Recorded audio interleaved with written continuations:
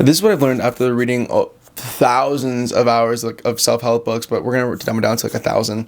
And I've read books from like Think and Grow Rich to Conversations with God to Feeling is a Secret by Neville Goddard, or Secrets of the Millionaire Mind, or even Reality Transurfing by Vladimir.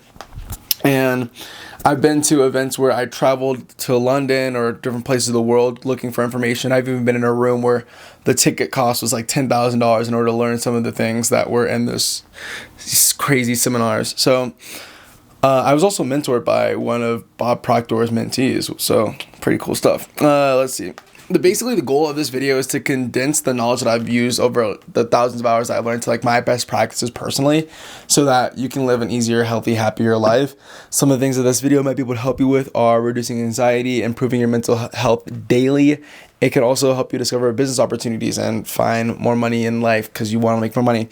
This can help you find love or connection just because you want to look for a lover or a partner. This can help you enhance your personal status in society. By the way, I also have a list down here of things that I wrote down for this video. This is my first time doing that. So, and enhance your diet, improve your sleep, and like your meal quality. So, to start off, we have to like break down like what is like personal development, spirituality, and like what all these books like really trying to say. And there are a lot of like interconnections. And I think the easiest way that someone said it was T. Harv Eker. I actually went to his Secrets of the Millionaire Mind intensive event in London, which was awesome. It was the Millionaire Mind Intensive. Freaking awesome. I got VIP tickets, sat in the front. It was a phenomenal experience. By the end of it, felt like I was rolling. Anyways. The kind of the basis of it is the all is mind. We create within the mind of God. Like everything is God, right? And so we create in the mind of God. Everything is thought. And Earl Nightingale says it really well, is you become what you think about. And so what does that mean? It means your programming, or other words, your habits cause your thoughts cause your feelings cause your actions, and your actions then cause your results. And we want to start from the stem of all of the issues, or whatever the main cause of something happening in your life is. So start off with your habits or your programming, which come from you when you're really, really young. And once you start understanding that your habits are really causing everything, you might think it might be in your thoughts or your feelings, but your feelings are the third thing that happens after you have a couple of thoughts. And one of the best practices that I've learned, this one came from like the Millionaire Mind Intensive, was one, I learned how to say thank you for sharing even the thoughts that were upsetting to me. So a lot of the times you'll have a thought or a feeling that arose from an agitation, such as, I don't know what this person thinks about me. Do they even like me? I think they lied to me today. And being inside of that little loop, I just cut off the entire subject and say thank you for sharing and move on to something more positive. Now, this one is a habit that took me a little while to do. So this is one of the harder ones where you have to continuously say thank you for sharing in your head. Thank you for sharing. Thank you for sharing. Like, I look so stupid today. Thank you for sharing. On to something positive. I love life. Life is so good. I love to see the stars. I'm so grateful to have this camera. I'm so grateful to have this microphone. Those kinds of things.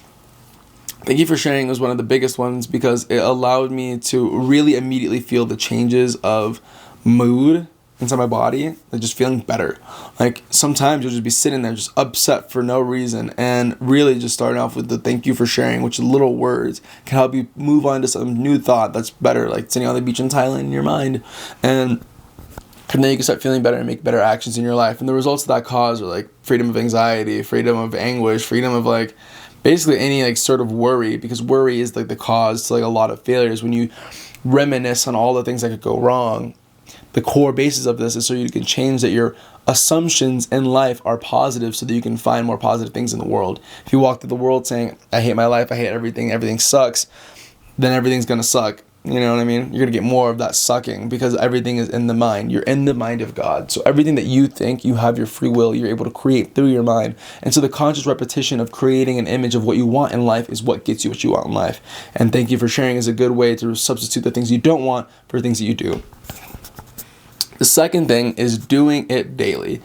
So whatever practice you're trying to do, it's getting up and doing it daily. For example, I make these YouTube videos, and this is the thing that I do every single day, regardless of what's going on in my life, how I feel, or what's happening. Doing something daily, repetition is the key to becoming exactly what you want to become in life. And obviously, sometimes we fall off, sometimes we get hurt, and we don't want to get back on the horse. But the big thing is that we get back on that horse. No matter if you fall, if you don't do it daily, it's getting back up on that horse and building the habit of just doing it. Like today, did I really feel like making this video? Honestly, no.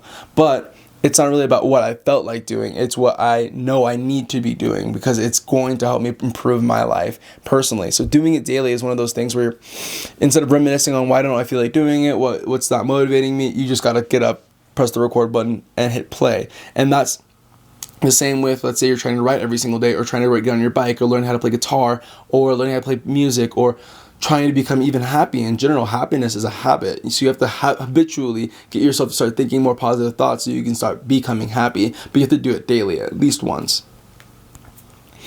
Understanding that study causes well-being. This is number 3. When you start to listen to audiobooks or read anything about someone that has the exact same experience that you're having in life, it could be you're super sad. For me, it was I really didn't understand a lot of the societal constructions that were built, because I had left school early when I was 19, started making a decent amount of money, and everyone was going to school and college, and I just didn't feel like I was put together or anyone understood what I was feeling. And I read the book The 4-Hour Workweek by Tim Ferriss, and it felt like someone finally understood me. And that understanding caused me to just feel better, regardless of if I took his advice or not, or did any of the things that Tim Ferriss actually told me to do in the book, which I definitely did a lot of it. It's just knowing that you're not alone, and understanding that is so beneficial. So getting out there, reading books about the issues that you have, listening to audiobooks. I cut off music so I could put it in the car, and every single day something just comes to you that you're able to actually use in your day-to-day life, and you don't feel so lost and struggling for the answer.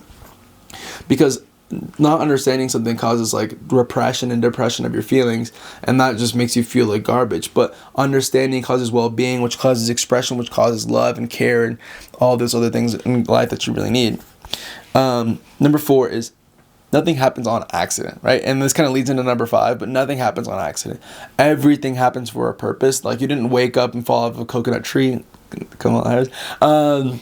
Everything is in context. And this comes from a higher idea of understanding that everything is God and everything is a mirror of you. The world is just a mirror reflection of what you're thinking and what you're feeling.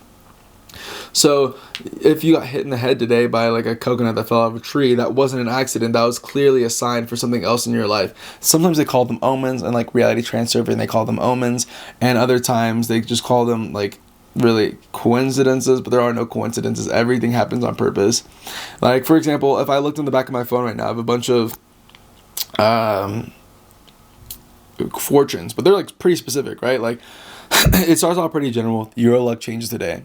The next one is you will soon get something special because of your charm. Okay, cool, awesome, dope. And then it goes, you will make a name for yourself in the field of entertainment.